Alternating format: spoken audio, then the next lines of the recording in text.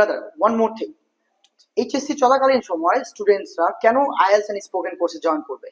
আচ্ছা, দেখো, after HSC exam স্টুডেন্টদের সাধারণত তার কি করা লাগে, তারা যে কোনো ভার্সিটি ভর্তির জন্য অ্যাডমিশনের জন্য প্রিপেয়ার হয় এন্ড তারা হায়ার স্টাডিজ জন্য দেশের বাইরে যাওয়ার জন্য প্ল্যান করে। বাট এই যে উইদিন দ্য এইচএসসি লাইফ, তারা কিন্তু খুব বেশি পড়াশোনা, একাডেমিক লাইফে পড়াশোনা করে ব্যাপারটা এরকম না। তারা তাদের টাইমগুলো অনেকভাবে ওয়েস্ট করে, সুযোগ আছে তাদের কাছে ওয়েস্ট করা, ঘোরাঘুরি করে বিভিন্ন কিছু করে।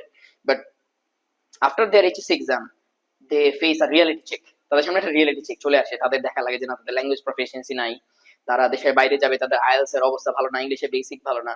সো স্টুডেন্টরা তারা যদি তাদের এইচএসসি লাইফেই তারা যদি তাদের ইংলিশ ল্যাঙ্গুয়েজ প্রফিসিয়েন্সিটা এইটাতে যদি আরো ভালো করতে পারে, যদি আরো এফিশিয়েন্ট করতে পারে, সো এতে করে যেটা হবে, আফটার দেয়ার এইচএসসি এক্সাম তারা ক্যারিয়ারে যেই প্যাথওয়েটাই চুজ করুক, তাদের জন্য it would be much more easier, whether it is IELTS, whether it is admission test or anything or job or anything, দেশে তারা বিজনেস করুক বা যেটাই করুক, এইটা তাদেরকে অন্য 10 জন থেকে আগায় দিবে।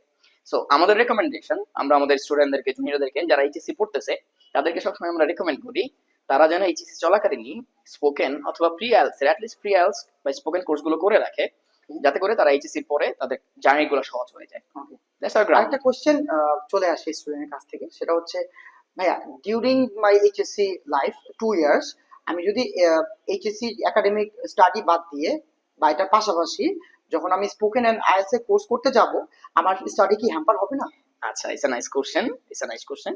ভাইয়া দেখো, বিষয়টা হচ্ছে কি, ইটস নট লাইক যে আমাদের এইচএসসি একাডেমিক যে পড়াশোনা ওগুলো আছে ওগুলো ছেড়ে দিয়ে, ওগুলোর এন্টায়ারলি বা কমপ্লিটলি বাদ দিয়ে আমরা আমাদের ল্যাঙ্গুয়েজ প্রফিসিয়েন্সি বাড়াবো। It's not like that.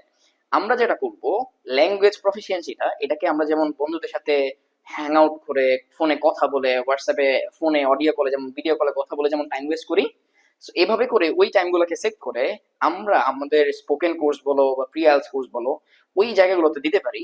ওইভাবে করে প্র্যাকটিস করে যেই টাইমটা আমাদের ওয়েস্ট হয়ে যেত, এই টাইমটাকে আমরা ভালো করে কোনো কাজে লাগাইতে পারি। সো আমার কাছে মনে হয় যে এইচএসসি একাডেমিক লাইফটা ল্যাঙ্গুয়েজ প্রফিসিয়েন্সি ইমপ্রুভ করার জন্য কখনোই হ্যাম্পার হয় না। রেদার কেউ যদি আসলে তার ল্যাঙ্গুয়েজ প্রফিসিয়েন্সি, যেটা পার্টিকুলারলি ইংলিশ ল্যাঙ্গুয়েজ প্রফিসিয়েন্সি, যেটা এইটাকে কেউ যদি ইমপ্রুভ করতে চায়, রেদার সে একাডেমিক লাইফ মেনটেন করে করতে পারবে। And we have examples, Kamrul, we have examples. আমাদের ফার্স্ট ইয়ারের, সেকেন্ড ইয়ারের, মোস্টলি সেকেন্ড ইয়ারের অনেক স্টুডেন্টসই আছে যারা তাদের একাডেমিক লাইফের পাশাপাশি সাইমালটেনিয়াসলি আমাদের স্পোকেন আর আইএলটিএস কোর্স করতেছে, তাই না? এক্স্যাক্টলি, কোর্স করতেছে। সো তারা হ্যাম্পার হচ্ছে না, বরং আমরা দেখতেছি তারা 8-10 জনের চাইতে compare to other people, other students, তারা বেশি ভালো করতেছে when it comes to their English, academic English or something. So আমার কাছে মনে হয় এইচএসসি চলাকালীন স্টুডেন্টরা যদি আইএলটিএস এন্ড স্পোকেন কোর্স করে, এটা তাদের পড়াশোনা বা একাডেমিক স্টাডিজ হ্যাম্পার করার চাইতে বরং তাদেরকে আরো বেশি, it would be helpful for them, according to my ground.